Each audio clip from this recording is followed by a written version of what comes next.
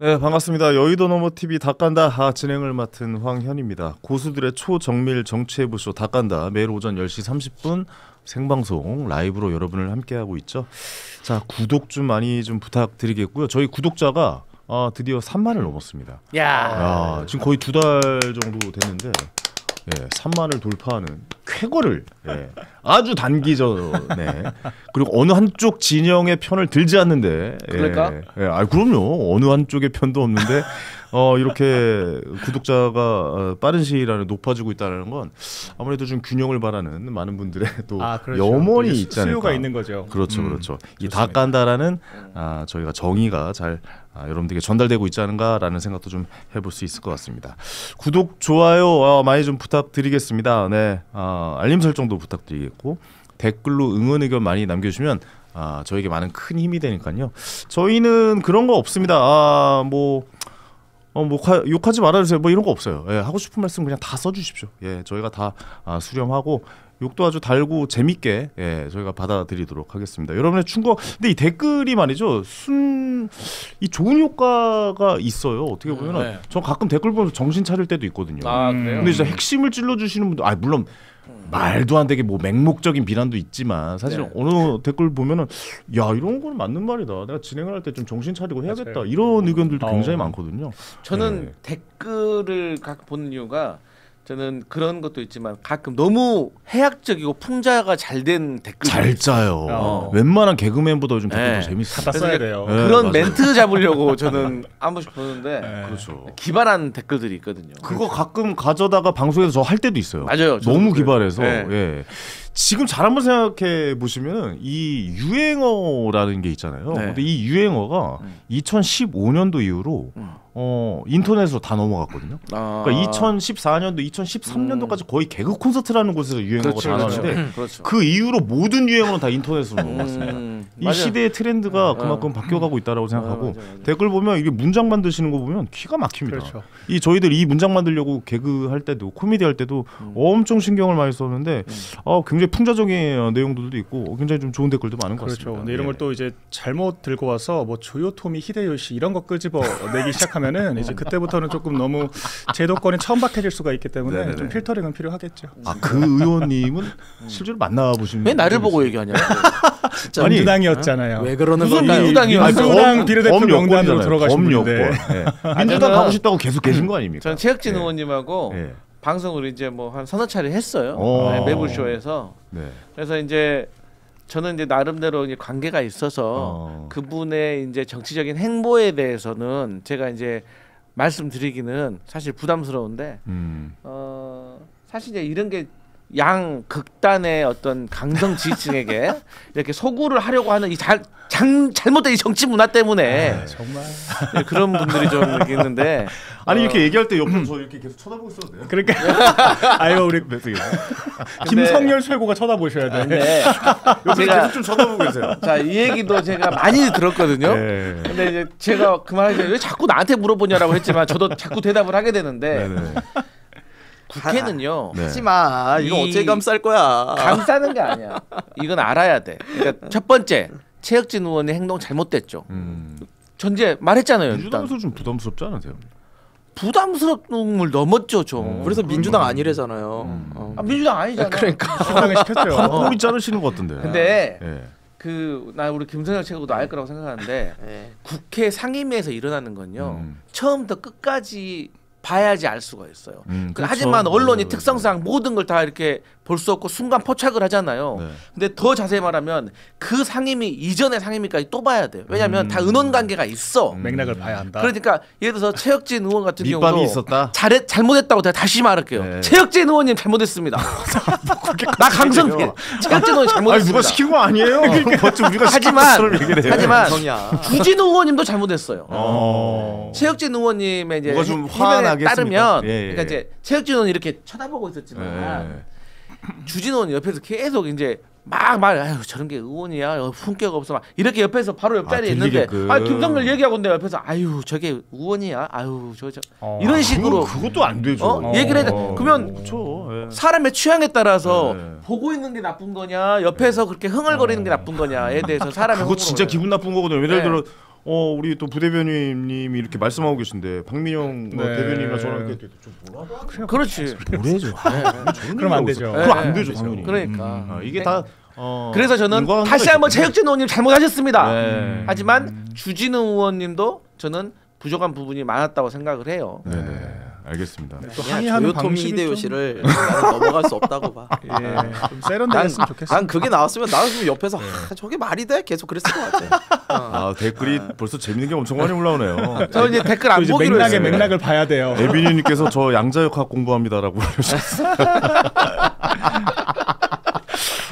이런 거 참 이게 그 정치인분들이 이거 받아들여 주셔야 돼요. 왜냐하면 풍자와 해악의 대상이 될 수밖에 없습니다. 그 옛날부터 우리 조선 시대부터 광대라는 직업이 있었잖아요. 그러면 장터에서 이렇게 나라님과 이런 대상을 공지에 계신 분들 풍자의 대상으로 삼고 해악을 삼아서 국민들이 그걸 보서 웃음이 나오면서 어느 정도 해소되는 게 있거든요. 그렇죠. 이렇게 이야기하는 게 그냥 넘기는 게 아니라 어느 정도 국민들이 이런 안 좋고 불편한 감정이 좀 해소될 수 있다라고 좀 우리가 좋겠어요. 신문 보면 만평이 있잖아요. 그렇죠. 만평이 사실 다 모든 걸 말을 해주잖아요. 그러니까 그러면 만평도 다 없애야 되는 거잖아요. 그렇게 따진다고 하면. 그렇죠. 그렇기 때문에 이제 기본적으로 정치를 하는 사람들은 욕먹을 각오와 용기가 있어야 돼요. 좀 정확한 말씀이라고 봅니다. 유튜브 표현의 자유 좀 보장해 주세요. 엉뚱한 법 만들지 마시고. 너는 그만해. 너는 그만다. 그렇습니다. 제가 죄송합니다. 소개도 안 해드리고 이제 이야기를 시작을 했습니다. 강성필 민주당 부대변인, 박민영 국민의힘 대변인, 김성열 개혁신당 수석 최고위원 세 분 오늘도 자리였습니다. 어서 오세요. 감사합니다. 안녕하세요. 갈라고? 벌써 얘기 다 한 거 같아요. 너무 불편해. 나 요즘 자리가 너무 불편해. 아니 시작하자마자 한마디 하고 감사합니다 하고 가려고 지금 이렇게 이야기를 하시네요. 어쨌든 저는 목요일이 제일 즐겁습니다. 감사합니다. 저랑 나이대도 가장 비슷하시고 뭔가 저희가 시사하는 이야기, 이 시사 정치 이야기를 가장 잘 맞게 젊은 감각으로 이야기할 수 있는 게 또 목요일이라 목요일 이야기가 제일 재밌다고 생각하기 때문에 즐거운 마음에 항상 방송에 임하고 있습니다. 오늘도 멋지고 재밌는 말씀 좀 부탁드리겠고 자, 정치해보셔 본격적으로 들어가기 전에 여의도물 상품 소개해드리도록 하겠습니다. 오늘 소개해드릴 상품 여기 앞에 있죠? 이게 웬 계란이 앞에 있다라고 생각을 하실 것 같은데 오늘 소개해드릴 상품은 저온 숙성 구운 계란이라고 합니다. 계란 하나씩 드세요. 그 방송 중에 근데 먹어보려고요. 근데 조심하셔야 돼요. 어제 드시다가 가슴 치시는 분들 이거 가슴 이렇게 치시는 분들 몇 분 계셔가지고 어제 좀 나이대가 있었나 보죠? 나이대가 좀 있으셨어요. 그러니까 좀 조심해 주시기 바라고. 자, 15단계 저온 숙성을 거쳐서 48시간을 구워낸 구운 계란입니다. 48시간을 구웠으면 이게 앞에 계란이 존재하고 있다는 것 자체가 굉장히 의미 들 정도로 저온 숙성으로 아주 노력이 들어가서 꾸준하게 구워낸 계란이라고 하죠. 영양 만점. 그렇습니다. 너무 닦아줘요. 일단. 영양 만점. 그거 되게 중요하거든요. 이게 삶은 계란 했을 때 집에서 내가 삶으면은 이렇게 표현해서 그렇지만 진짜 더럽게 안 까져요. 계란 껍질 벗기듯이 그냥 사르르 벗겨지네요. 그 계란 그 위에 깔 때 그 안에 있는 흰자까지 같이 벗겨져가지고 굉장히 열받는데 이거 한번 툭 치면 그냥 사르르 벗겨집니다. 이 구운 계란 때문에 요즘 계란 삶는 기계 그게 유행이거든요. 저도 이번에 구입을 하나 해가지고 이게 반숙으로 딱 10분 돌리면 되는데 아침에 2개를 먹어요 제가. 아침에는 그냥 딱 그 2개만 먹는데 2개 드신 거 맞죠? 네. 보이나요? 근데 5개 드신 것 같은데. 너 조용 안 해? 이게 6개째 드시고 계신 것 같은데. 아니 이게 짭짤하니 맛있네. 맛있죠. 그러네요. 짭짤해. 근데 이거 진짜 건강해. 이거 2개만 딱 먹지 않습니까? 그러면은 다이어트 됩니다. 맞죠. 다이어트. 요즘 다이어트 시대 아닙니까? 다이어트 됩니다. 요즘 저속노화가 굉장히 뜨고 있잖아요. 그러니까 저속노화를 하시려면 혈당 스파이크를 막는 게 제일 중요하다고 하시는데 식사 전에 단백질을 먼저 드시거나 채소를 먼저 드셔서 혈당이 급격하게 오르는 것을 방지할 때도 이 단백질이 굉장히 좀 좋다고 해요. 근데 요즘 좀 건강에 관심이 많아지면서 저도 많이 찾아보고 있는데 그런 의미에서 아침에 계란은 최고의 아침 식사다라고 좀 말씀드릴 수 있거든요. 근데 이거 일일이 삶기 너무 귀찮아요. 맞아요.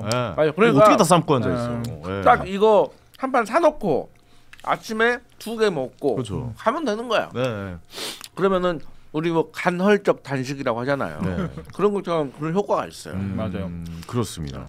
누구나 즐길 수 있는 영양 듬뿍 간편 간식 구운 계란 39 여의도 너머 초초초트가라고 합니다. 얼마예요? 이거 얼마일 것 같아요? 맞춰봐요. 9,900원. 저기 써 있네. 네. 9,900원입니다. 싸네. 원래 마트에서 계란 한 판에 맞아. 날계란 이 정도예요.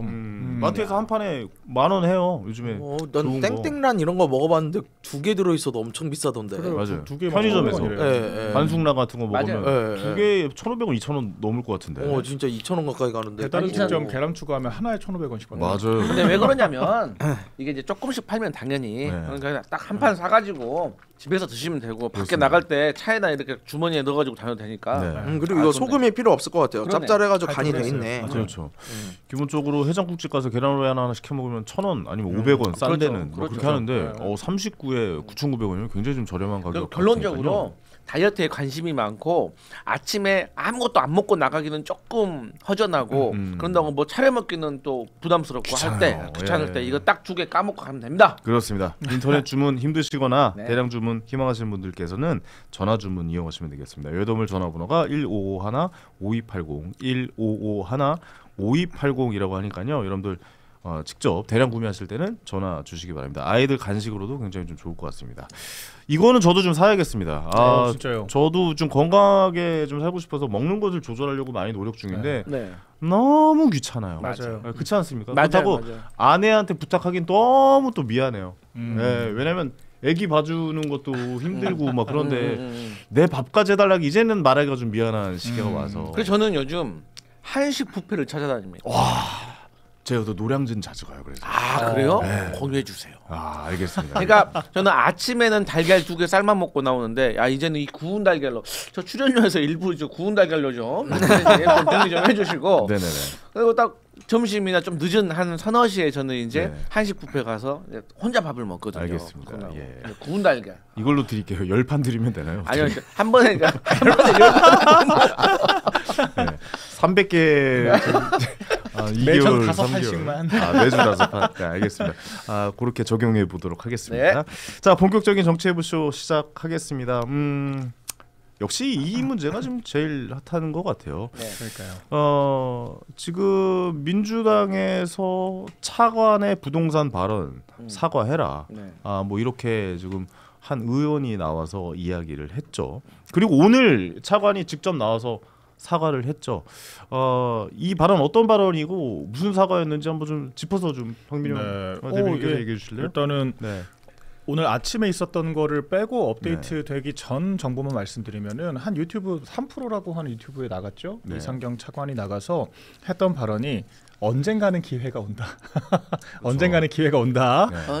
집값이 떨어지면 그때 집을 사시면 되지 않느냐라고 했는데 이 발언의 파장이 어마어마했습니다. 이때부터 이상경 차관을 포함해서 뭐 부동산 오적이다 이렇게 됐는데 지금 뭐 정책실장부터 구윤철 경제부총리, 이상경 뭐 차관 등등 다 30억대 아파트를 가지고 있다라고 지금 전해지고 있거든요. 뭐 아파트 가진 거는 죄가 아니죠. 그런데 아파트를 자기들은 가지고 있는데 지금 집값이 계속 천정부지로 치솟고 있는 상황에서 대출 다 틀어 막아놓고 현금으로 사라, 떨어지면 사라 이런 얘기를 하니까 이거는 국민들을 기망하는 걸로밖에 느껴지지가 않죠. 결국에 본인들은 갭 투자했고 맞습니다. 대출을 엄청나게 받아서 했는데 그렇죠.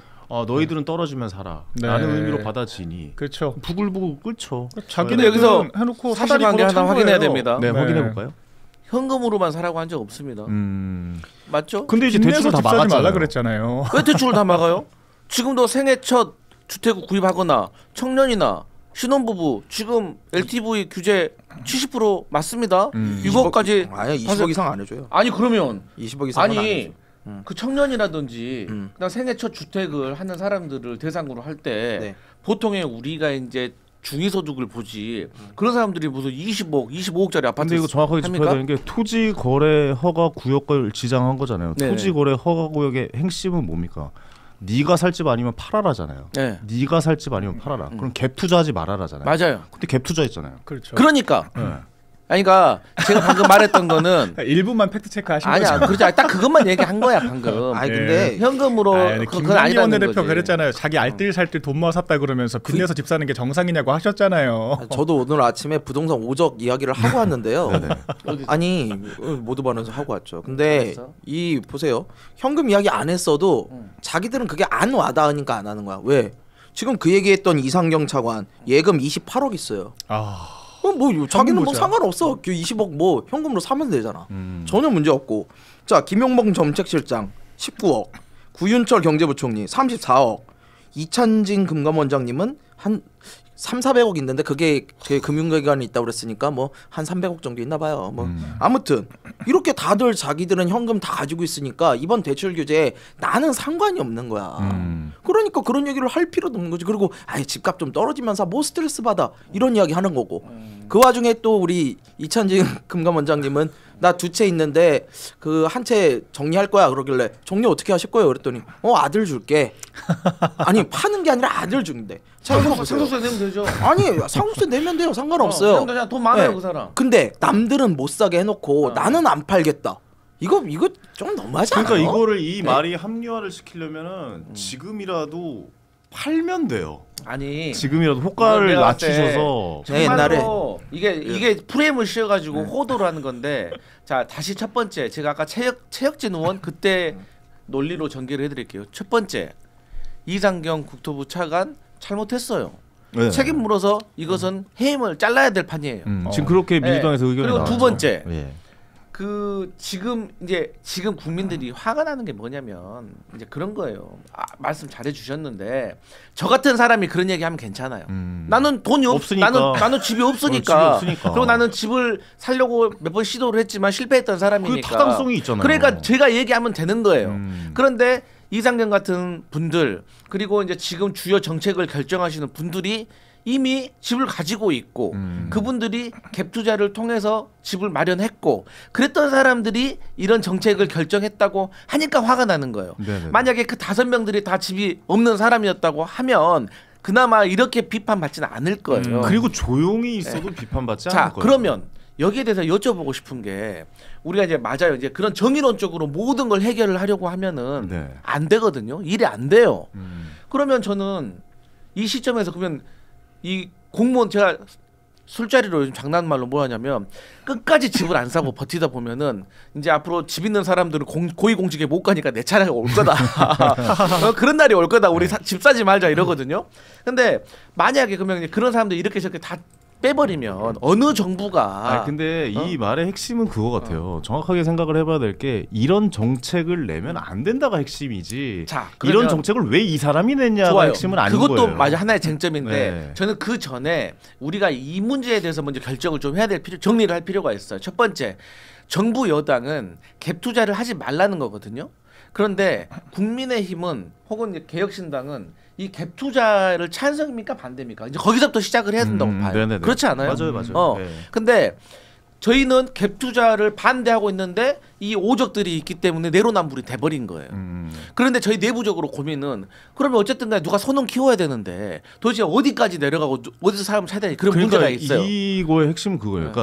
그러니까 일단 갭 투자에 대해서 찬성이냐 반대냐부터 먼저 얘기를 해야 돼요. 그래야 얘기를 풀어갈 수가 있어요. 근데 그거는 개인의 자유에 맡겨야 된다고 봅니다. 아니지. 정당은 개인은 맞아요. 황현희 씨는 그렇게 얘기를 할 수가 있어. 근데 정당은 정책 설계자잖아요. 그러니까 갭 투자를 해도 된다 안 해도 된다라는 의견이 있어야 되고 거기에 지지하는 사람들은 뭐냐면 이렇게 정책을 낼 거면 본인은 그렇게 하지 않았어야 된다라는 게 이거는 민주당이고 국민의힘이고 다 포함되는 얘기예요. 아니지. 국민의힘 같은 경우는 예를 들어서 갭 투자에 우리는 찬성합니다. 그러면은 우리가 말하는 오적들이 저기 가서 정책 설계도 되는 거죠. 그렇잖아요. 근데 우리는 안 된다라고 했기 때문에 그 사람들 때문에 지금 내로남불이 돼가지고 공격을 받고 비판받는 거고 거기에 대해서는 우리가 겸허하게 받아들이고 고개 숙여야 돼요. 갭 투자에 대해서 말씀을 하셨으니까 제가 답을 드릴게요. 갭 투자라는 거는 이런 거예요. 내가 지금 집을 사야 되는데 내가 돈이 좀 없어. 좀 부족해. 그래서 은행에서 그 대출 받아가지고 사면 이거 전혀 문제 안 돼요. 할 수 있죠. 그러라고 은행이 있는 거고 이게 무슨 불법입니까? 레버리지 쓸 수 있는 거죠. 거기 이자 내면 되잖아요. 근데 이걸 과하게 하는 게 문제인 거죠. 내가 살지도 않을 집을 그걸 사놓고 그거 가격 올라가서 그걸로 자산 증식의 수단을 만들고 있으니까 그럼 이제는 갭 투자는 아니라 갭 투기가 돼버리는 거잖아요. 그럼 이건 당연히 문제가 있죠. 그리고 지금 그렇지. 부동산 5적 얘기 다시 한번 드릴까? 이 중에 실거주하는 사람 누구 있어요? 그쵸, 실거주를 안 하면 문제라니까요. 자, 실거주하는 사람 누구 있어요? 심지어 한 번도 자기가 사놓고 한 번도 안 들어간 사람도 있어요. 5명 중에 4명이 실거주를 안 하고 있고요. 한 명은 2채 가지고 계신데 2채에 다 실거주 하신다고 그랬는데 뭐 굉장히 잘하시나 봐요. 집이 많으니까. 자, 뭐 이거 잠깐 정리해 볼게요. 네. 갭 투자 해도 돼요. 네, 된다니까요. 그게 뭐가 잘못입니까? 개인의 자본주의 사회에서 갭 투자를 하든 그것을 뭐 어떻게 해서 전세를 그렇죠. 줘서 사든 대출을 많이 받아서 사든 그게 무슨 죄냐고요. 아무 죄가 없습니다. 그렇게 해도 돼요. 단 문제는 뭐냐? 정책을 이렇게 냈으면 이렇게 낸 사람은 최소한 이런 흠결은 없는 정책을 냈었어야 된다는데 이런 정책을 내놓고 알고 봤더니 아 너희들은 사지 마세요. 하지만 저는 이미 갭 투자 해놨습니다. 나는 해놨으니까 너희들은 하지 마. 지금 이렇게 된 거 아닙니까? 이러니까 화가 나는 거예요. 그러니까 거기에 대해서 제가 1차적으로 이거 고개수교 다시 한번 죄송합니다. 고개수교 제가 전략이 좋아. 아무런 힘도 없는 사람인데 아니 자꾸 그런데 이제 그래서 제가 우리 네. 김성렬 최고가 했던 말이 저는 맞는 말이라고 생각을 해. 갭 투자는 저는 그러니까 이게 우리 당의 정책과 벗어날 수 있지만 저도 뭐 이제 신세대다 보니까 그러니까 신세대라는 말 자체가 오래됐네요. 신세대라는 말 잘 안 쓰는데 MGM을 맡고 있어 지금. X세대. 70년대가 X세대 우리 80년대인데 어쨌든 넘치는 근데 갭 투기가 문제인 거야. 그러니까 예를 들어서 맞아요. 내가 돈을 벌기 위해서 사방군데다가 막 다 대출을 받아가지고 여기저기 깔아놓으면은 저는 그거 잘못됐다고 그거를 뭐 합법적으로 법이 열려 있다고 된다? 저는 그거는 모르겠어요. 저는 그건 동의할 수가 없고 다만 저 같은 사람 집이 없어요.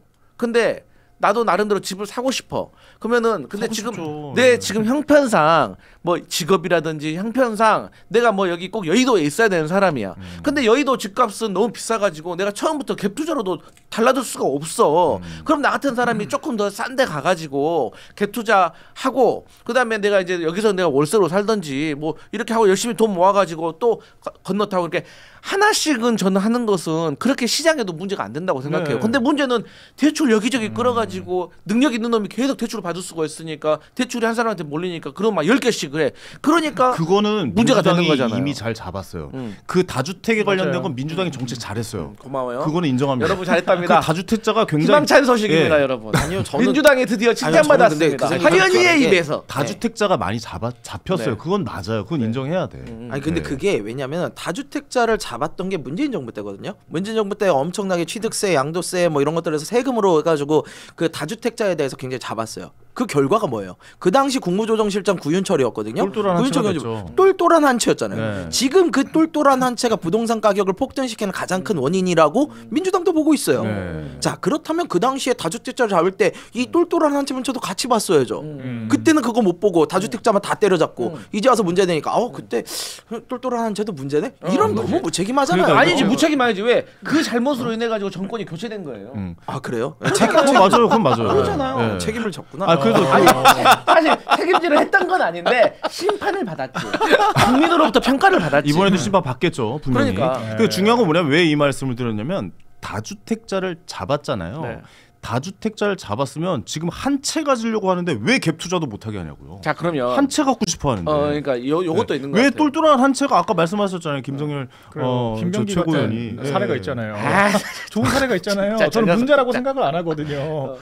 아니 애초에 짧게만 말씀드리면 순식간에 모두가 빚내서 산 사람들은 다 비정상이 돼 버렸어. 애초에 집값이 오를 거라고 하는 기대가 없으면 무리하게 대출내서 집 사지도 않습니다. 뭐하러 굳이 다주택을 하겠습니까? 그러니까 그렇죠. 보수 정권에서는 집값이 안정화가 되니까 굳이 무리해서 갭 투자 안 하잖아요. 그렇죠. 왜 갭 투자를 하느냐? 오를 거라고 하는 기대가 있으니까. 아니 공급을 한다라고 하는데 이미 지금 민간 시공사들은 다 건설 올스톱 됐고 LH가 2030년쯤 되면은 우리가 첫 삽 정도 떠보겠다. 이런 식으로 공급 자체에 대한 확신이 없으니까 사람들은 매도 물량은 없는데 내 집은 사야 될 거 아니에요. 실소유자들은 있을 거 아니에요. 그럼 5년 안에 어차피 계속 오를 수밖에 없는 거 지금 사자. 이런 판단이 설 수밖에 없는 거거든요. 결과적으로 구조 구조적으로 집을 사고자 하는 그런 욕망을 부추길 수밖에 없는 정책을 짜는데 집값이 오른다라고 하는 전제를 만들어 놓고 집값이 더 오르게 만드는 투기든 맞겠다라고 하는 것 자체가 앞뒤가 안 맞다라고 하는 거죠. 그러니까 본질적인 문제는 지금 과도한 규제를 하는데 집값을 못 잡는 게 지금 문제인 거예요. 규제를 했으면 잡든지.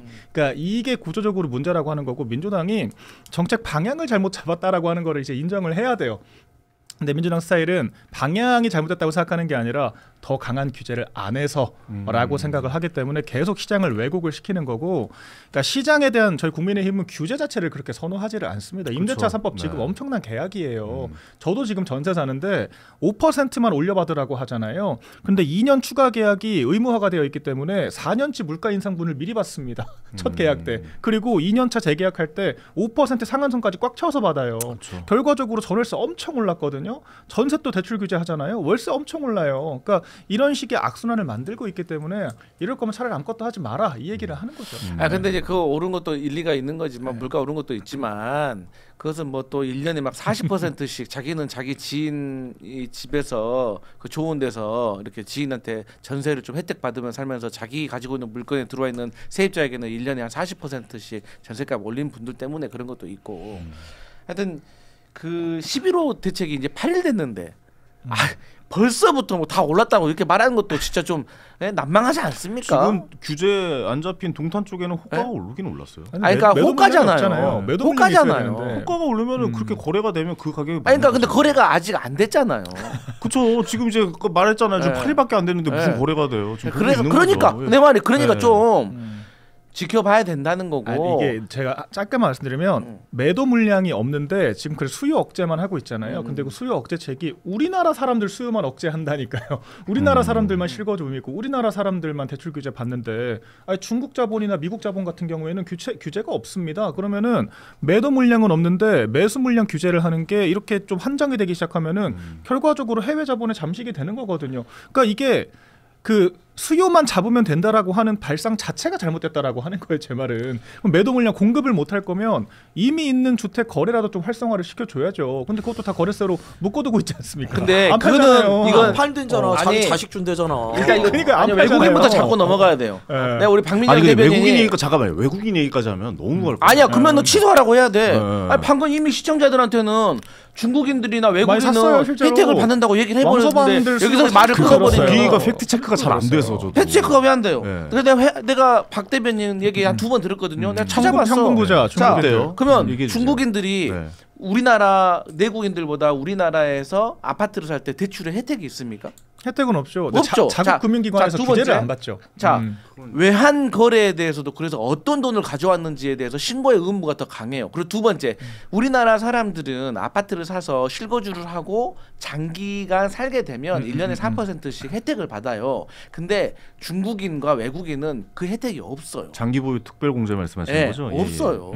그러면 우리가 보통의 부동산을 취득해 가지고 이게 혜택 받는다는 걸 우리가 보통 대출이니까 대출을 사기 위해서는 대출을 받으니까 대출 혜택인 것이고 사고 난 다음에 세금이잖아. 없단 말이에요. 그래서 이거는 조금 제가 봐서 과장된 면이 있어요. 아 근데 실제로 구매가 늘어난 거는 통계적으로 사실이에요. 그거는 이제 걔네들이 진짜 돈이 많아가지고 실거주 의사가 없는 사람들은 그런 공제 혜택이 중요한 유인 구조는 또 아닌 거죠. 근데 뭐 자본주의 사회에서 그거는 뭐 어쩔 수 없는 것 같아요. 중국인들이 뭐 자기 돈 내 가지고 산다는 거는 뭐 그거 놓고 그까지. 그러니까 그것도 비판해. 그러니까 예를 들어서 그러니까 문제는 캘리포니아의 한국 사람들이 얼마나 많이 샀는데 한계가 있다는 거예요. 수요 억제라고 하는 게 우리는 못 사게 해당이 없거든요. 우리는 못 사게 하고 중국인들은 자기네 나라에서 대출 받아서 사니까 아니 중국인들 사게 내비두고 왜 우리는 못 사게라고 이제 이것도 감정선을 아직 감정을 건드린 거잖아요. 그러니까 잘 생각해 보실까요?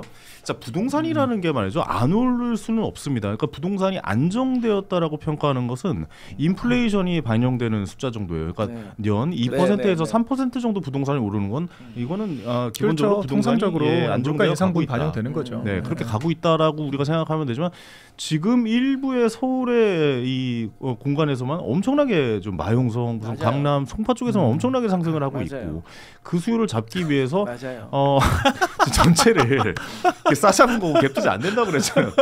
최 의원님 이렇게 되고 있는 건데 그러니까 이게 보면은 이 규제 지역이 제가 강적들이란 프로그램 나가서 이야기했어요. 저는 반응 좋았어. 방이 성동 뭐 많이 해봤자 뭐 동작 그다음에 광진 뭐 더 넓혀봤자 동대문 중구 이 정도만 잡을 줄 알았는데 지금 서울 전 지역을 일단 다 싸잡았고 경기도 밑에 지역까지 다 싸잡았어요. 그 이거는 그러니까 미리 그냥 저희가 봤을 때 그냥 주식의 서킷 브레이크 같은 거거든요. 맞아요. 과도하게 지금 과열돼 있으니 거래하지 마. 일단 하지 마. 일단 하지 마. 정확히 하지 마. 그러니까 이런 상태를 만드는 건데 이게 과연 효과가 있냐라는 말을 저는 먼저 좀 여쭤보고 싶어요. 이게 잠깐 막아놨다가 이게 안 터질까요? 아니, 내려가면 사람 내려간 적이 없잖아요. 민주당 정권에서 언제 내려가는데. 상승 요인을 제거하지 않고 잠깐 멈춰놨는데 이게 어떻게 안정이 돼요? 상승 요인은 명확하다니까요. 제가 계속 말씀드리지만 지금 우리나라의 역대 통화량이 가장 많이 풀려 있어요. M2 기준으로 4,400조가 풀려 있습니다. 이 통화량이 늘어나게 되면요, 당연히 다 아시잖아요. 인플레이션 발생하고 물가 오르고. 근데 특히 우리나라에서는 투자처가 마땅하지 않으니까 부동산으로 몰리는 것도 사실이고. 강남 부동산 불패잖아요. 그러니까 계속해서 그렇게 오르는 거죠. 아니 왜 저기 노무현 정권, 문재인 정권, 이재명 정권의 부동산 얘기가 나와요? 정책 자체가 재정 정책을 강하게 쓰면서 정부가 자꾸 돈을 풀잖아요. 돈을 푸니까 통화량이 늘어나고 통화량이 늘어나니까 우리나라에서는 특히 부동산이 더 뛰는. 지금 한국은행이 원래 금리 인하를 해야 돼요. 오늘 지금 한국은행 금리 동결했거든요. 미국이 인하를 했기 때문에 우리나라도 해야 돼요. 안 그러면 외국자 뭐 빠져나가요. 그런데 못 하고 있어요. 왜? 이거 인하하면 부동산 또 오를까 봐. 근데 그러고 있는 상황이에요. 아니 이재명 정부 들어선 지 4달 됐는데 우리가 돈을 뭐 얼마나 풀었어요? 하자마자 소비 쿠폰 푸셨잖아요. 4달 만에 이렇게 푸는 게 소비 전례가 없습니다. 집값 올랐다는 건 너무 과도하지 않습니까? 집권하자마자 통화량이 늘으면 발행을 했어요. 맞아. 통화량이 늘어나면은 통화량 1% 늘어날 때 주택 가격이 0.9% 오른다고 KDI 연구소가 있어요. 그러니까 아니 근데 기본적으로 이런 건 있어요. 이론적인 얘기. 그러니까 진보 정권이 정권을 잡으면 무조건 통화량이 늘어서 인플레이션이 많이 돼서 화폐 가치가 떨어질 거라는 기본적인 개념이 잡혀 있어요. 그렇기 때문에 부동산으로 해지를 하겠다. 맞아요. 이제 현물로 방어를 하겠다라는 심리가 강하기 때문에 부동산이 상승하는 것도 사실 맞죠. 제가 자꾸 말하는 거는 그러니까 맞아요. 지금 우리가 잘했다라는 게 아니라 제가 지금 주장하는 거는 너무 과도하게 프레임 씌워가지고 공격하지 좀 말라는 거예요. 제가 방금도 말한 게 그럼 우리 김성현 최고야 뭐 잘 아시겠지만. 아니 그냥 지나가는 사람한테 민생 쿠폰 때문에 그러면 지금 집값 올랐다는 거냐 이 얘기가 그렇게 단순화 시키면 그렇게 되는 거잖아요. 그리고 전 세계에 지금 그럼 집값 안 올랐습니까? 물론 나라마다 차이는 있는 거지만 그리고 이제 통화량 얘기하는데 통화량이 뭐 우리나라 혼자서 다 해결되는 것도 아니고 그래서 저는 이 시점에서 어떤 거를 좀 요청드리고 싶냐면 좋아요. 그러니까 자꾸 이제 그동안 한 일주일 동안 많이 공격했어요. 잘못됐다고. 그러면 이제는 좀 대안을 좀 내면서 같이 얘기 좀 하자는 좋습니다. 거예요. 자, 우리 대안 얘기 좀 해보죠. 진짜 말씀 잘하셨네요. 일단 제가 이제 와서 민주당이 공급을 하겠다고 하고 있죠. 공급을 하겠다고 해서 오늘 나온 얘기가 뭐 빡빡 긁어가지고 우면산 뭐 그린벨트 풀어가지고 거기다가 뭐 짓겠다. 근데요 우면산이 어디 있습니까? 서초동에 있죠. 거기 빡빡 긁어가지고 아파트 지으면 얼마나 할까요? 최소 그 근처가 다 30억대예요. 그러면 아무리 싸게 줘도 20억일 거 아니에요. 그럼 대출 규제 있으니까 우리는 또 못 사. 현금 부자들만 사는 거야. 이 오적들만 살 수 있다고요. 그게 무슨 지금 대책이라고 내놓는 거예요. 이제 특별 분양을 많이 하겠죠. 지금 대안 얘기하기로 해놓고 또 이럴 거야? 대안을 내놨는데 대안이 많이 안 나오면 그러지. 근데 사실 대안이 뭐가 있을까요, 진짜?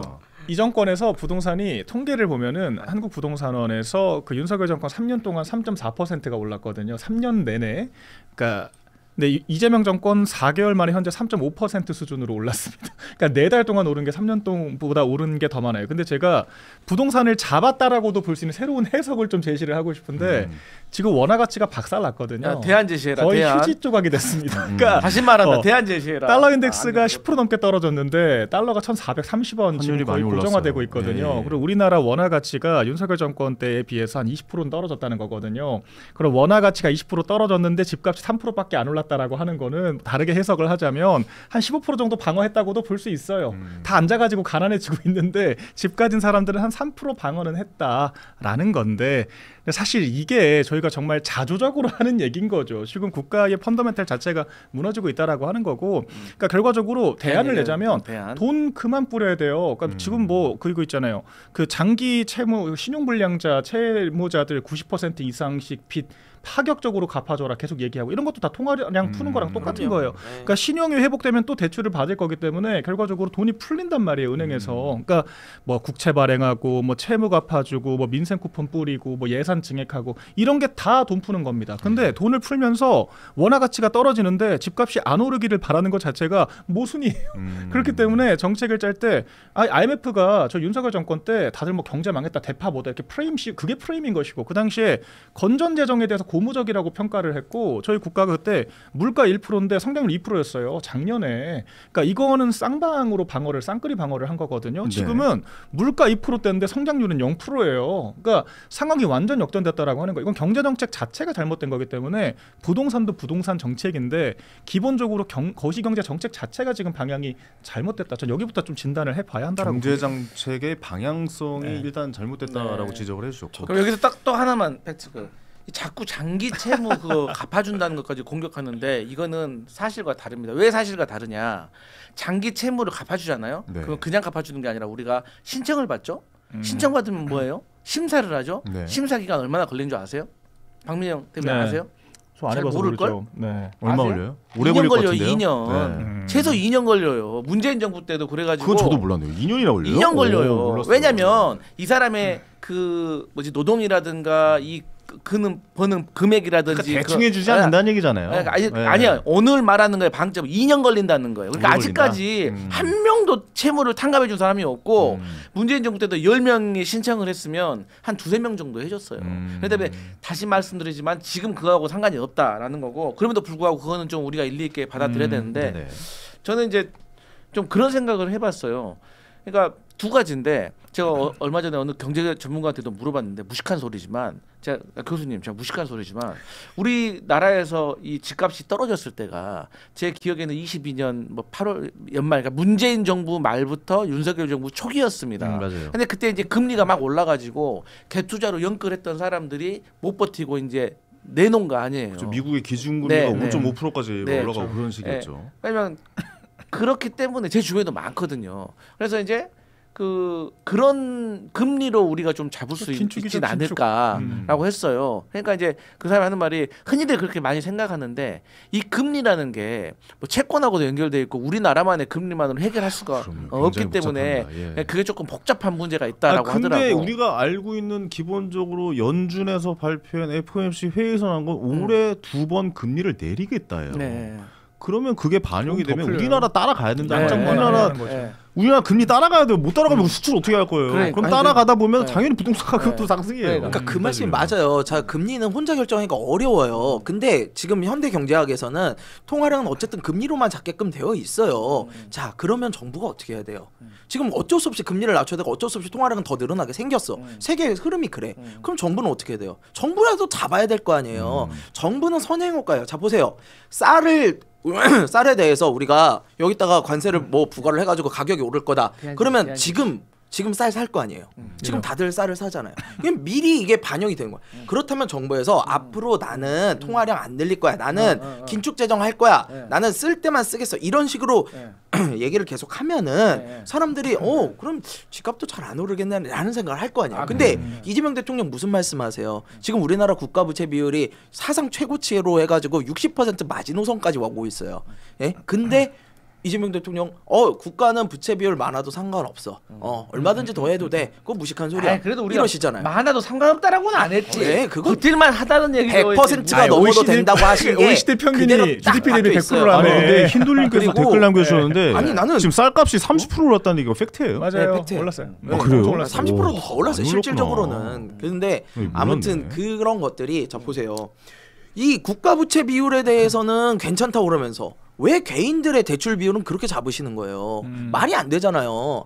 프랑스가 이번에 지금 경제 거의 파탄 났거든요. 프랑스 국가 부채 비율이 110%예요. 근데 난리가 났어. 프랑스 같은 기축통화국인데. 네. 우리나라도 이대로 가면 안 된다는 거예요. 그러니까 경제 기조를 바꿔야 돼요. 안 그러면 부동산도 못 잡아요. 그러니까 이게 경제학적으로 그게 있어요. 통화량을 관리할 때 정부 지출이 한 축이 있는 것이고 한국은행 금리가 한 축이 있는 거예요. 그러면은 금리가 내려갈 수밖에 없는 양적 완화 국면이라고 하면은 정부 지출을 억제해서 균형을 맞춰야 됩니다. 금리가 올라가야 되는 상황에서 경기가 나빠질 것 같으면은 정부가 지출을 해야겠죠. 말씀하신 것처럼 우리나라처럼 미국 금리를 따라갈 수밖에 없는 입장에서는 금리는 통제가 하기가 어려워요. 사실 우리나라가 지금도 미국보다는 더 높게 유지가 되고 있습니다. 그렇기 때문에 우리가 미국을 따라갈 수밖에 없고 내려갈 수밖에 없는 하방 압력이 있다라고 하면은 정부 지출을 억제해서 관리를 해야죠. 그런데 대통령 마인드셋 자체가 이 얘기를 지금만 한 게 아니라 2021년부터 계속 얘기해서 대선 때부터 GDP 대비 100% 부채는 괜찮다. 이거 진짜 무식한 소리거든요. 일본이나 프랑스 같은 국가들도 프랑스 110% 지금 망하니 많이 하고 있는데 지금 국민들도 인식이 좌경화가 돼서 아니, 돈 부족하면은 부자들한테 걷어가지고 복지해주면 되는 거 아니냐라고 이야기를 합니다. 근데 이게 국가 그 황금알을 낳는 거위 배를 가르겠다라고 하는 마인드 거거든요. 기업에게 걷어서 서민들 먹여 살려라. 이런 악순환이 계속 가는 거예요. 프랑스화 됐다가 이게 뭐 우리 그 베네수엘라 됐다가 네팔 됐다가 이런 식으로 지금 우리가 악순환의 전례들을 세계사적으로 보고 있는 거거든요. 알겠습니다. 정부 정책 관리 제대로 해야 됩니다, 진짜. 아 이게 경제 얘기는 굉장히 복잡하고 여러 갈래로 엮여 있는 거라 뭐 다양한 의견이 존재하는 것도 사실이고 한국은행의 존재 이유도 사실 한국은행법 1조 1항에 물가 안정이란 말이 나와요. 제일 중요한 물가 제일 중요해요. 그러니까 한국은 무조건 그냥 물가 안정을 위해서 존재하는 단체라고 보시면 되는데 이 통화량과 이런 거에 대해서 민주당의 기조가 바뀔 생각은 있을까? 왜냐하면 지금 소비 쿠폰 주셨죠. 그다음에 무슨 상생 그 법인이나 이런 개인 사업자에게 50만 원씩도 지원이 되고, 그러니까 카드 전년보다 많이 쓰면 뭐 얼마씩 지원이 더 되고, 뭐 이런 정책들이 계속해서 나오고 있는데 이런 기조를 금리가 인하가 되는데도 불구하고 계속 유지될 것이냐. 그렇게 된다면 부동산 값은 계속 오를 가능성이 굉장히 높다라고 생각을 하는데 이런 거에 대해서는 어떻게 생각하세요? 근데 이제 사실 그런 것보다도 저는 그런 생각은 해요. 지금 물론 여러 가지 요인이 있기 때문에 이제 그 여러 가지 요인 하나하나에 대해서 사실 뭐 제가 다 알지도 못하지만 근데 결론적으로는 그냥 우리가 상식적으로 아는 것은 지금 그 국민의힘이건 민주당이건 어느 정당이건 간에 결국에는 그 공급 폭탄을 하는 것이 답이라고 다 동의를 하잖아요. 그렇기 때문에 이 공급을 어디에다 해야 되는 것인가, 저는 이제 그 생각이 중요하다고 생각을 하고, 그다음에 이제 장기적으로도 이제 뭐 5극 3특이라는 또 정책이 있어요. 그러니까 지방을 광역권으로 묶어가지고 해야지. 예를 들어서 오늘도 한 사설에 참 좋은 얘기가 있더라고요. 그러니까 강남이 언제부터 강남이었냐 이거예요. 근데 좋은 학교 몰려오니까, 그러니까 그 좋은 학교를 다시 좀 분산을 좀 시키고, 또 많은 회사가 있으니까 또 거기 가 있으니까 또 그거 반발 엄청날 텐데요. 아니 그러니까 이거 여기에 대해서 학교를 또 장기적인 대책을 세워야 된다 이거예요. 그러면 그때는 학교 옮겼을 때는 그때는 박정희 대통령이었잖아요. 맞아. 그러니까 그런 것에서 장기적으로 생각을 해야 된다는 거예요. 생각을 의석 있을 때 해요. 근데 저는 근데 이제 의석 있다고 해서 방금 말한 거죠. 눈 커진 거 봐 지금. 그리고 이제 또 사실 또 원래 개혁이라는 거는 적을 만들어가면서 하는 또 겁니다. 예를 들어서 아니 법원 같은 경우도 검찰 같은 경우도 법조계도 사실 서초동에 있잖아요. 거기도 꼭 거기에만 있어야 됩니까? 서초동에 있을 필요 없죠. 예, 그러잖아요. 국회의사당도 사실 여의도에 있을 필요 없잖아요. 아니 이제 국회는 좀 다르지. 국회는 좀 다르지. 근데 여튼간에 근데 국회조차도 지금 세종시로 간다는 거 아닙니까? 그러니까요. 그래서 이 주신 말씀 그럼 어떻게 해요? 그거 다 옮기고 거기다 아파트 줘요? 금리라든 통화라든지 그렇게 그것을 종합적으로 하되 저는 이제는 어쨌든 그 공급을 하기 위해서는 좀 그런 좀 대책이 좀 필요하다고 생각해요. 지방 균형 발전 진짜 필요하다고 봐요. 이게 장기적으로는 그것밖에 해법이 없어요. 왜냐하면 지금 지방에서는요, 이 은행이 이 부동산 PF 비율이 한 20% 된대요. 지방 은행이. 그리고 이제 뭐 건설사들 부채 연체율도 20% 됐다는 거 아니까 이거 너무 다른 거잖아요. 전혀 다른 세상이에요. 그래서 균형 발전 해야 되는데 사실 균형 발전의 기치를 들고 나온 게 문재인 정권이에요. 문재인 정권에서 그 균형 발전을 막 하겠다고 하고 지방세 국세 비율도 6대4까지 끌어올리겠다 막 이랬었어요. 근데 하나도 못했어요. 왜 못했는 줄 아세요? 국세를 줄일 수가 없어서야 돼요. 지금 말씀하신 대로 학교 옮기고 회사 옮기는 건 사실은 부차적인 문제고요. 그쪽에다가 돈을 더 지급해줘서 그쪽에서 인프라가 좋아지면 알아서 갑니다. 시장은 그렇게 움직이는 거예요. 그래서 지방세와 국세 비율을 조정을 하겠다, 지방세 올려주겠다 문재인 정부 얘기했는데 하나도 못 지켰어요. 왜 못 지켰냐? 나라에서 돈을 많이 쓰니까. 돈을 많이 쓰니까 세수가 부족하니까 국세를 안 걷을 수가 없는 거야. 기재부 입장에서 자꾸 빵꾸가 나는데, 그러니까 이렇게 하실 거면 균형 발전하실 거면은 재정 정책을 좀 다르게 하셔야 된다.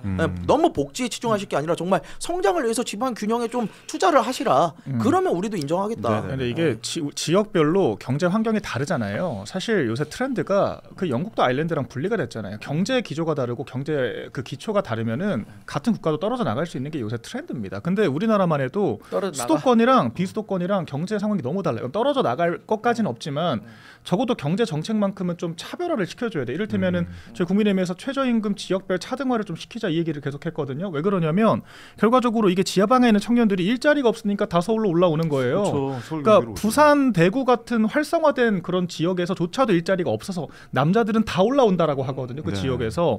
그럼 이런 지역에서 그 사업을 할 수 있는 토양을 만들어줘야 되는데 최저임금이나 물가 수준이 서울에 맞춰져 버리면은 여기서 장사하는 이유가 없죠. 뭐 세제 혜택을 주는 것도 아니고. 그러니까 기업 자체가 살아남을 수가 없다 보니까 기업이 있어야 돈벌이가 있어야 그 지역에 살 수가 있을 거 아니에요. 관광업만 남게 되는 거예요. 그러니까 이런 부분들부터 좀 체계적으로 봐야 되는데 저희가 최저임금 차등 이런 얘기하면 민주당이 난리를 칩니다. 민노총이랑. 그러니까 이런 거 자체가 정책이 될 수가 없는 거예요. 네네. 그리고 지금 공급도 물가랑 다 연결이 돼 있습니다.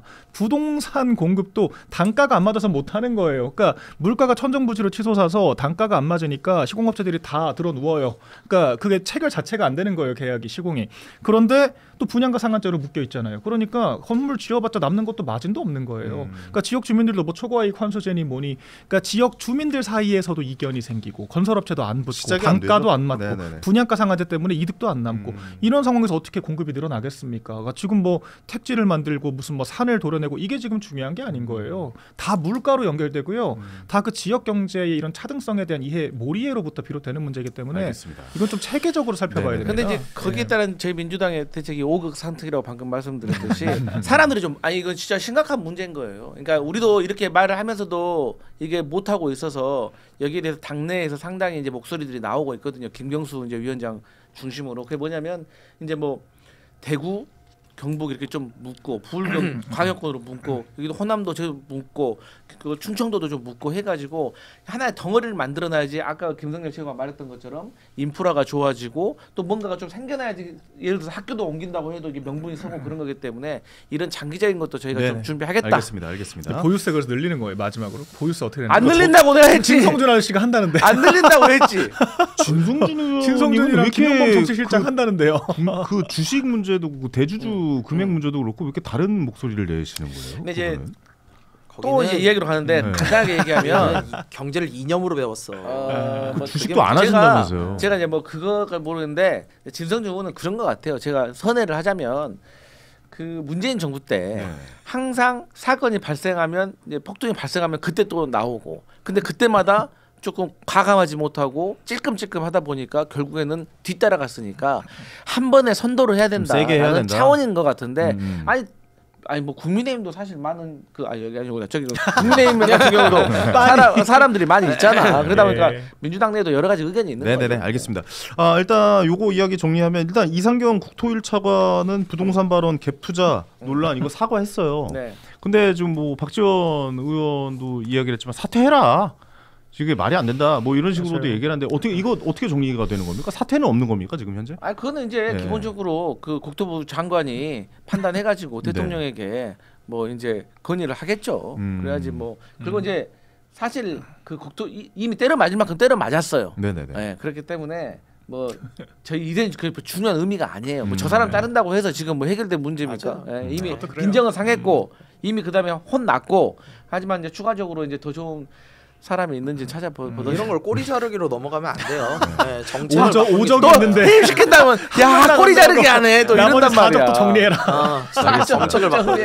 야 부동산 얘기를 하다 보니까 50분이 그냥 훅 지나갔네요. 야 하다 보니까 50분 동안 나 너무 힘들었어. 고생하셨습니다. 나 오늘 그래도 파란색 넥타이 필리버스터 성공했다.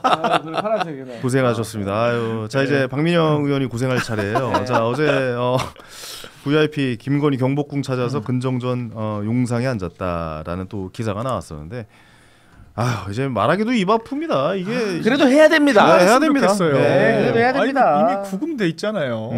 구금? 벌 받고 있는데. 근데 구금 나겠다고 지난날에 과거가 다 없어지나? 이분이 그러니까 그 윤석열 전 대통령이 이제 토론회 와서 뭐 왕자 그리고 이런 것들이 이제 다 이런 걸로 보니까 다 이해가 가요. 그러니까 이렇게 뭐 옛날 뭐 미신도 좀 많이 믿는 것 같고 이런 데 가서 직접 왕자 사실 이거 잘못 건드리면 굉장히 큰일 나는 겁니다. 옛날에 일제 시대 때도 이거 누가 잘못 여기 앉아가지고 완전 국민이 난리 났었고 이런 건데 어떻게 어떻게 이렇게 과감히 이런 자리에 이 자리에 앉을 생각을 했는지 먼저 좀 들어볼게요. 일단은 그 무속 같은 건 다 프레임입니다. 김혜경 여사도 내가 영부인 될 상이냐고 그 백모 관상가한테 물어봤다라고 다 보도가 나와 있습니다. 정치인들이 다 그런 물어본 거하고 이건 비교의 대상이 아니잖아요. 그러니까 자꾸 무속 프레임을 씌우시니까 그냥 정치인들은 다 그렇게 왕왕 자기들의 운명에 대해서 궁금해한다. 제가 이 말씀을 뭐 영화에서도 많이 나오긴 하니까요. 그렇죠.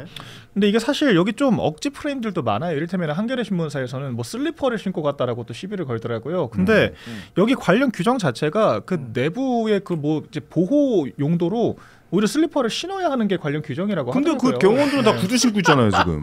그 앞뒤가 안 맞는 거 같은데. 슬리퍼를 신는데 거기 진짜 그 규정이 왜 그래? 근데 거기 관련 정부 당국의 홈페이지에 규정 나와 있습니다. 그래서 이제 저런 것까지 문제 삼기는 좀 힘들다라고 생각을 하고 사실 뭐 용상에 앉았다라고 하는 것도 이게 표현이 자극적인 거지 뭐 무슨 다 사람들 보는 앞에서 과시하고 자랑을 했던 것도 아닌 것 같고 그냥 이게 비공개적인 자리에서 이 관련 행사들을 좀 사전에 답사하는 차원에서 갔다라고 하는 거 아니에요. 지가 뭔데 이런 것까지 끄집어내가지고 지가 뭔데 이런 것까지 하냐고. 끄집어내서 지금 얘기를 할 계젠가. 그러니까 이게 저도 사실 정확히 뭐 아랍에미리트 국빈맞이 행사 그리고 이제 뭐 그런 게 있었다고 하더라고요. 철저한 방향이가 아예 보기도 싫은 거야. 알고 싶지도 않은 거야. 저는 이게 중요하다고 생각을 안 해요. 비공식적인 이야기를 지금 그게 진짜 핑계거리예요. 아랍에미리트 국빈 방문 행사 또는 뭐 광화문 월대 복원 이런 거 관련해서 갔다고 지금 핑계를 대는데 아니 그러려면 외교부 장관이랑 가셔야죠. 예? 외교부 관계자랑 가거나 아니면 문화부 관계자랑 가거나 그래야지. 이배용 국가교육위원장이랑 가가지고 왜 이런 걸 준비합니까? 말이 안 되잖아요. 근거보기 달라고 했겠지. 예? 그래서 아니 이 금거보기가 저기 조선시대도 쓰였나 뭐 이런 거 확인하려고 한 거예요? 이해가 안 가잖아요. 그리고 전 또 이해가 안 가는 게 이미 왕처럼 구셨으면서 굳이 왜 용상에 앉으시는 거예요? 예, 이미 다 할 거 하시고 뭐 해병대 관련해서도 다 하시고 뭐 왜 굳이 그까지 올라가려고 그랬나? 좀 이해가 안 가는 사진 한번 띄워주세요. 제가 사진을 보면서 두 분 말씀 많이 하세요. 그러니까 이제 보세요. 저 사진 한 장이 사실 이제 선택적으로 어쩌다 딱 한 장 찍혔을 수도 있거든요. 그럼에도 불구하고 저 사진 한 장이 많은 걸 얘기를 해주는 거거든요. 어떤 얘기가 있습니까 사진? 자 다른 사람들은 상당히 짝다리? 짝다리도 짝다리지만 허리손 다들 다소곳하게 그 김건희 씨에게 다들 이렇게 뭐랄까 좀 쫄아 있는 듯한 그런 모습, 그 대통령을 대하는 듯한 그런 모습이잖아요. 근데 본인의 모습은 전혀 주변에 있는 사람들에게 어려워한다거나 예의를 갖춘다거나 그런 거 없이 그냥 편안하게 뭐 내 세상이야 이제 그런 의식이 반영되어 있는 거 아닙니까? 그래서 저는 우리 박미영 대변인께서 뭐 주술 얘기 하지 말라고 하셨으니까 그럼 다른 얘기 한번 해볼게요.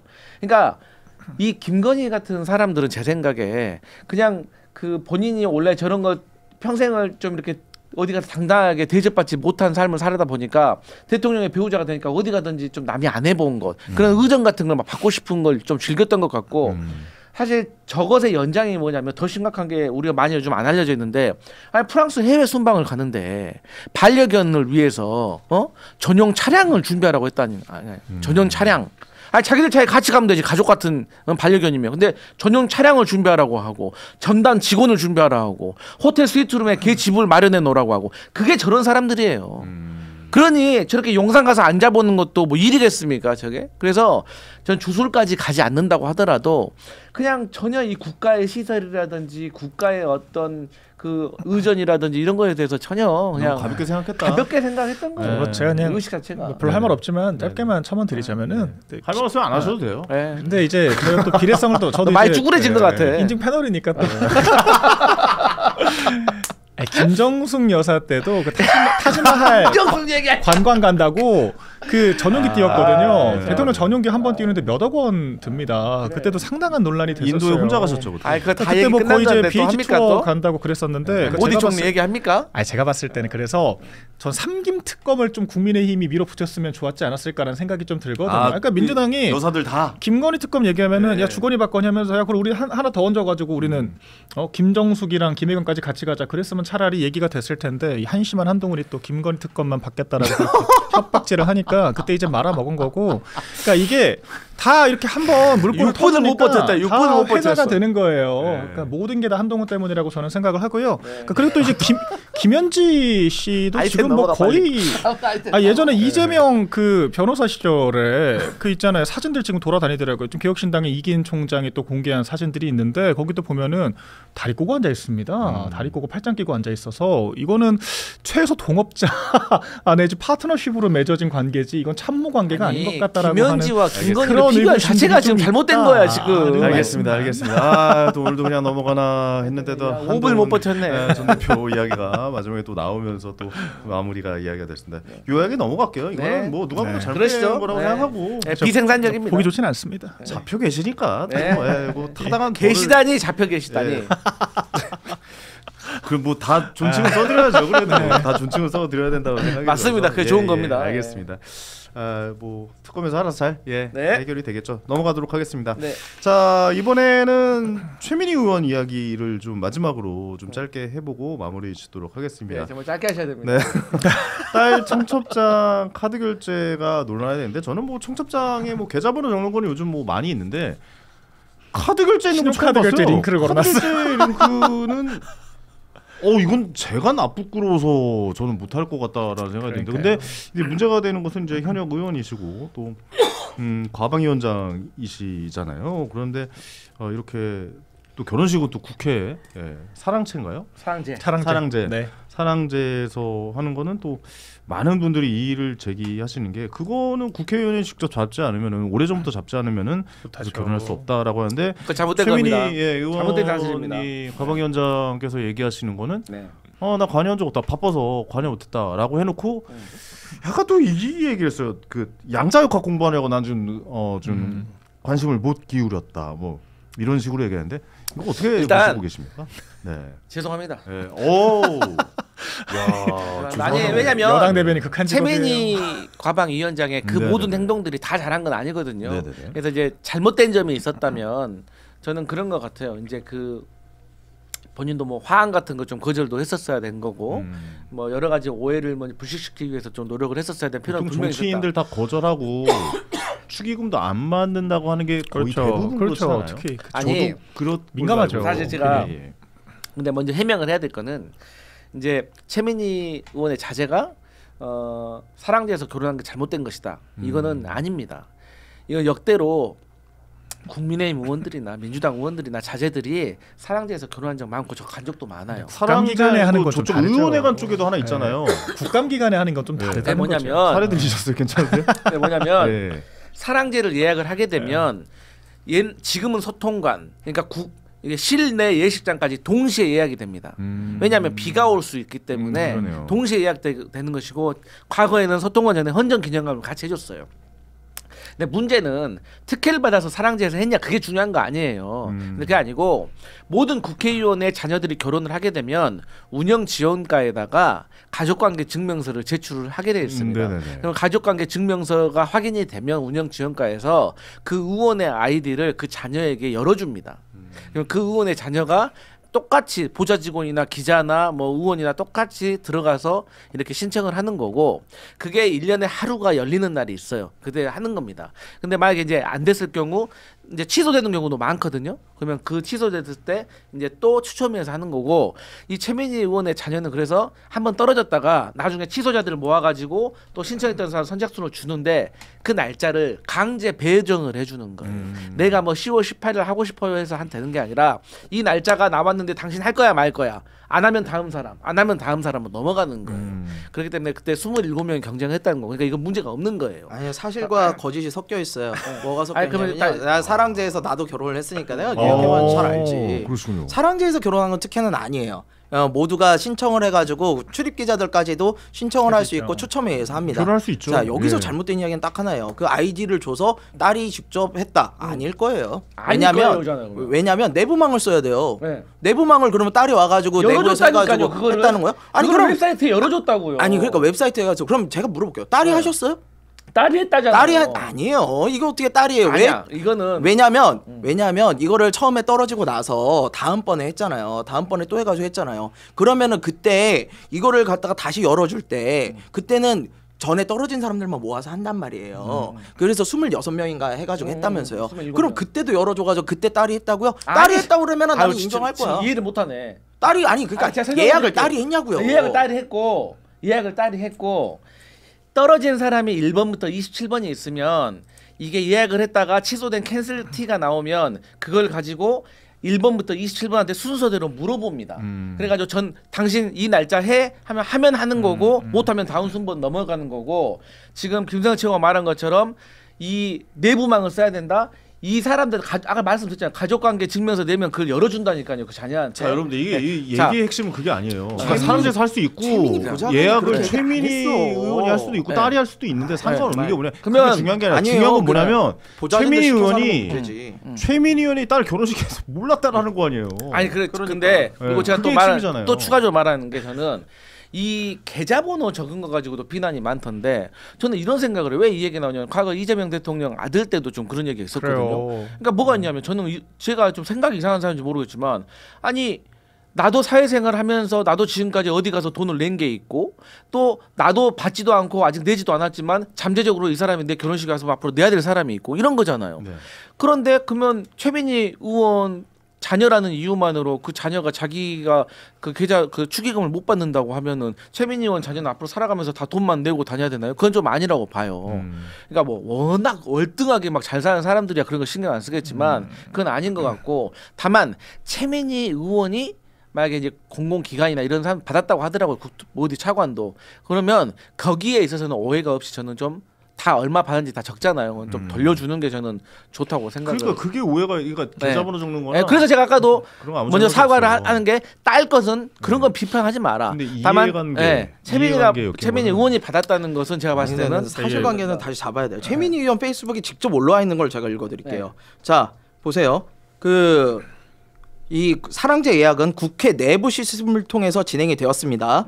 라고 되어 있고요. 그 다음에 5월 25일 총 26명이 참여한 선착순 경쟁에서 1위로 선정돼서 날짜를 배정받았습니다. 지금 말씀하신 건 사실관계가 전혀 달라요. 내부 시스템을 통해서 진행됐다. 지금 자꾸 외부에서 열어주셨다고 그랬잖아요. 그러면 그것은 여기 자녀가 직접 했다는 이야기는 전혀 없어요. 그러면은 그것은 사실관계 저는 보좌진을 시켜서 했다는 게 포인트예요. 자 입장에서. 보좌진을 시켜서 했으면 국정감사 기간을 몰라요? 아니 다른 국정감사 기간 모를 수 있어요. 아니. 다른 그러면은 자기 입장에서 그럴 수 있지. 근데 보좌진들 몰라요? 모를 수가 없어요. 그러니까 말이 안 되는 이야기. 그럼 제가 더 딥한 얘기 해줄게요. 아주 더 딥한 얘기. 그리고 더 가봅시다. 더 딥한 얘기. 이거 알건데 보통의 국회의원 자녀가 국정감사 기간에 청첩장을 돌리는데 거기에 지금 여러분들은 그 생각에 그냥 계좌번호는 있어도 된다라고 생각하실 수도 있는데 아니에요. 대부분의 의원들이요 알리지도 않을 뿐더러 계좌번호 넣는 의원들 거의 없어요. 왜? 자 보세요. 그래요. 판사가 지금 판결을 앞두고 있는 사건 관계자들한테 계좌번호 찍힌 청첩장 돌리면 사람들 뭐라고 생각해요? 뇌물이죠. 준 뇌물. 거기다 카드 결제 기능까지 있었어. 뭐야? 돈 없으면 빚내서라도 내라는 거야? 그렇죠. 이렇게 생각을 할 수밖에 없어요. 그러니까 피감기관 우리나라 국정감사는 1년에 딱 한 번밖에 안 합니다. 한 달만 딱 감시를 받아요. 그럼 피감기관들은 지금 그 대관의 그 기업 대관들 제일 중요한 미션이 뭐냐면 우리 회장님, 사장님, 국감장 안 나가게 만드는 게 제일 중요해요. 그렇죠. 그러니까 그것 때문에 정말 필사적으로 대관을 하거든요. 그 정도로 피감기관들에게 민감한 시기고 감사기관의 장이라고 하는 과방위원장의 권한은 정말 막강합니다. 아니 최근에 그 MBC를 상대로 한 비공개 그 국정감사 현장 국정감사에서도 나가라고 했다는 거 아니에요? 보도본부장. 그러니까 MBC 정도 되는 그런 친민주당 성향의 그런 보도본부장까지 잡돌이하고 나가라고 할 수 있을 정도의 막강한 권한을 가진 게 최민희 가방위원장입니다. 그런데 그런 사람의 딸이 국정감사 기간 동안에 결혼식을 한다라고 하면서 청첩장이 막 돌아다니는데 계좌번호에 신용카드 결제까지 링크가 걸려 있어요. 그러면은 피감기관들이 눈치를 안 볼까요? 당연히 보는 거거든요. 이거 위력에 의한 이거는 저는 착취라고 생각해요. 착복이에요, 착복. 그 실제로 이런 게 야당과 언론에 의해서 문제 제기가 됐잖아요. 그럼 몰랐다고 하고 끝낼 것이 아니라 화는 안 받겠다. 그럼. 축의금 사절하겠다라고 했어야죠. 그러니까 그래야 고의성이 없다라고 하는 게 입증이 되는 건데 마무리를 지었어야죠. 근데 그때도 그냥 아무렇지 않게 얼렁뚱땅 넘어갔다가 이제 와서 화환이 결혼식장에 즐비해 있었다는 거 아니에요. 그 피감기관 명의에 피감기관 명의의 화환을 국정감사 기간 동안에 받았다라고 하는 것 자체가 문제라고 하는 거고 본인이 몰랐다라고 하는데 아니 최민희 아이디로 결혼식장 신청을 했다는데 본인이 몰랐다는 게 말이 됩니까? 뭐 양자역학을 공부하느라 못 갔다는 게 말이 돼요? 그러니까 이 해명 자체도 다 거짓말이라고 하는 거고 결과적으로 그 악어의 눈물 한 방울로 대체 얼마를 벌어들였냐가 지금 저희 관심사인 거고요. 부당하게 벌어들인 돈이기 때문에 이거 사회에 활언을 하든지 이거는 공개해야 된다. 당사자에게 돌려주든지. 저는 이제 좀 얘기 좀 할게요. 해야죠. 가야 되는데 할게요. 제가 최초에 최민희 의원 얘기할 때 사과부터 했잖아요. 그 사과의 내용에 제가 말씀드렸던 게 뭐였냐면 화한 얘기부터 시작을 했었어요. 그리고 이제 최민희 의원 말이 진실이라는 가정을 나 같은 민주당인데 거짓말이라고 할 수는 없잖아요. 근데 그 사람이 했던 말이 피감 기관에 알리지 않았었대. 근데 이제 나중에 소식을 들은 민주당 의원들은 알아서 민주당 의원들에게 얘기했대. 자 좋아요. 그럼에도 불구하고 그 다음에 제가 뭐라고 했습니까? 이 피감 기관에게 받은 돈은 돌려줘야 된다라고 제가 말했잖아요. 왜 받은 돈 다 적어놓으니까 그렇죠. 그건 돌려놔야 되는 거야. 근데 제가 이제 말하는 건 뭐냐면 전체적으로 비판받아야 될 부분이 있어요. 그런데 그 안에서도 이제 계좌번호 같은 경우는 좀 저는 생각이 좀 다르다는 거예요. 그러니까 그 딸의 신용카드는요. 아니 그러니까 그것도 만약 신용카드로 최민희가 받았다고 하면 그건 잘못된 거지. 근데 딸이 받았다고 하면 딸은 앞으로 살아가면서 다시 또 돌려줘야 되는 돈이기 때문에 저는 그거는 비판하면 안 된다고 봐요. 지인한테 받는 건 피감기관 쫓아다니면서 그거를 어떻게 돌려줘요? 아니 피감기관이 준 거는 딸한테 준 게 아니라 최민희 의원에게 준 거죠. 그래요. 최민희가 돌려준 거고 최민희 의원 딸이 자기 지인들한테 받은 거. 자 그럼 강성필 부대님 마지막으로 한번 여쭤볼게요. 이거는 최민희 의원이 돌려내야 된다고 보십니까? 말이죠. 저는 그게 맞다고. 공개를 해서 돌려줘야 되는 게 맞다라고 생각을 하시는 저는 그게 맞다고 봐요. 저는 이 문제 가장 핵심은 딴 게 아니고요. 분명히 결혼식 전에 이 문제가 터졌어요. 언론에서도 지적하고 여론에서 했어. 강행을 했잖아요. 전 이 강행한 부분은 정말 이해할 수 없어요. 적어도 이 정도 이슈가 나왔으면은 좀 더 자제하고 좀 더 몸을 숙이는 자세를 보였었는데 다 해놓고 이제 와가지고 눈물 한 방울 흘린다고 뭐 바뀝니까? 근데 지금이라도 그래도 지금이라도. 최민희 의원이 그렇게 한대요? 모르겠는데. 그 최민희가 전화 한번 해보세요. 전화 한번 해보세요. 최민희 의원은 사퇴해야 돼요. 사퇴. 아니 이 사랑제만 문제가 아니라 최민희 의원님은 사실. 자 근데 제가 전에도 말했잖아요. 안 한다고 그러잖아요. 당내에서 저 같은 나부랭이도 이제 이런 얘기를 하면 압박이 되고 해서 이제 올바른 선택을 하겠죠.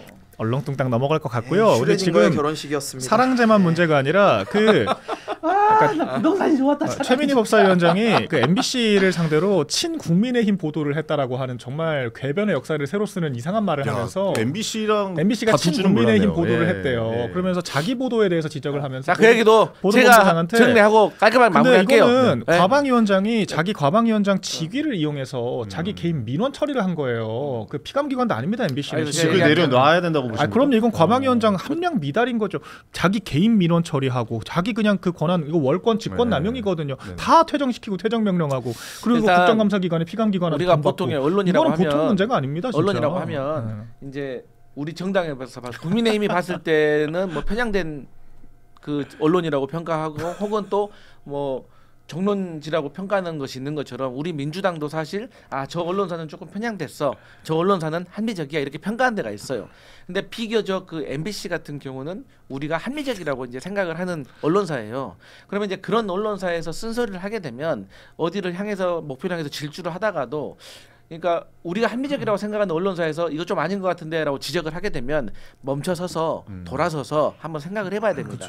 그리고 나서도 이건 맞는 것 같은데라고 하면은 질주를 하는 거고 그러면서도 그 과정에서도 그 언론사를 설명하고 이해시키려는 노력이 필요해요. 그게 저는 기본적으로 정당과 정치인의 자세라고 생각을 해요. 그런 차원에서 저는 최민희 의원과 지금 MBC와의 관계에 있어서는 제가 방금 말씀드렸던 그 내용에 있어서 최민희 의원이 노력을 좀 해야 된다고 생각을 해요. 저는 MBC의 선택적 분노에 대해서 분노합니다. MBC가 윤석열 정권에서 바이든 난리도 한번 잘못 보도했다고 그렇게 까이고 거의 1년 내에 그래가지고 돌아섰잖아요. 근데 왜 최민희 위원장한테는 분노를 안 하는 겁니까? 지금 노조에서 뭐 좀 난리 났. 정식 성명을 몇 개 내긴 했는데, 근데 제가 또 지적하고 싶은 게 이게 국정감사라고 하는 게 또 정책 토론도 중요하다고 저는 생각하거든요. 이건 공개가 안 된 내용이긴 하지만 제가 취재 받은 내용으로는 그 MBC가 그랬다는 거예요. 지금 레거시 미디어들이 광고 규제나 이런 컨텐츠 규제가 너무 많아서 사업하기가 힘들다. 이런 얘기는 사실 MBC만 포괄되는 내용이 아니라 케이블 방송 모두 다 포괄되는 내용이고 충분히 논의를 해야 되는데 최민희가 그랬다는 거예요. 본인이 그냥 사적으로 삐져가지고 자기 보도 잘못했다고.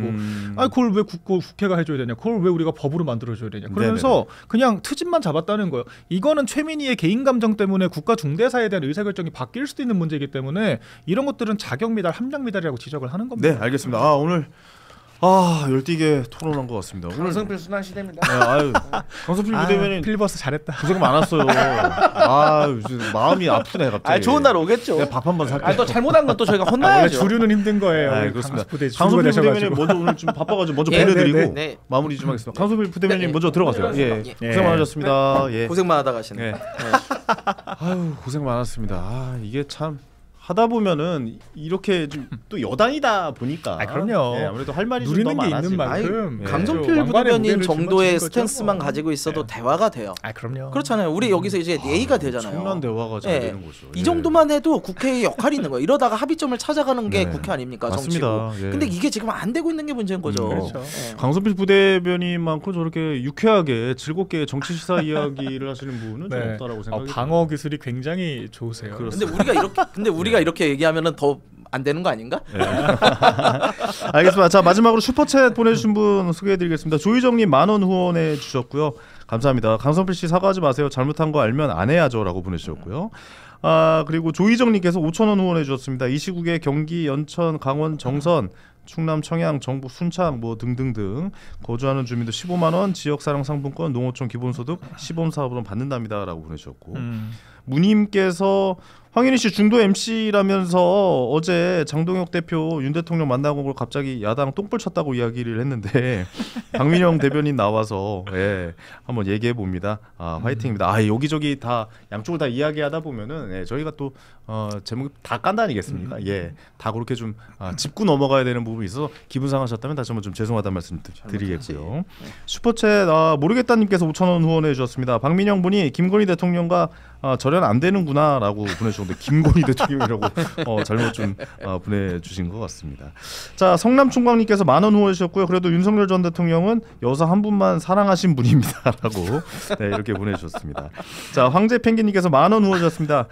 성필이 형 닭간다에선 주 지지층 분들께서 시청하지 않으시니 그냥 넉살 좋은 아저씨라 좋습니다라고 보내주셨고요. 58 오렌지님 10,000원 후원해 주셨습니다. 보내주신 모든 분께 다시 한번 진심을 담아 감사의 말씀을 전하면서 오늘 닭간다는 여기서 인사드리도록 하겠습니다. 두 분 역시 고생 많으셨습니다. 감사합니다. 감사합니다. 감사합니다.